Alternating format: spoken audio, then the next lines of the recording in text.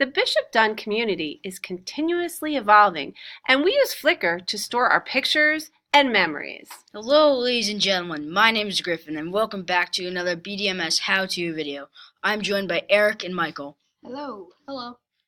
Today we will be showing you how to go on the Flickr website to view pictures of grades pre-K through 8. There is a link to the Flickr website on our school page, bdms.org.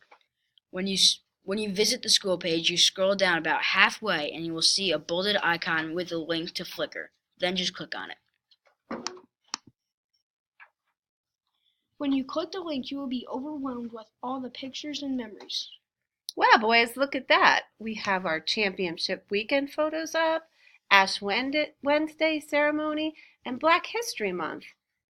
And it goes all the way back, 2019, 2018. Wow, look at all this information and all these great memories. We're back to 2017. I hope you found this video helpful. Thanks for watching. Make sure you subscribe and turn on post notifications for more how-to videos. Have a great day. Bye.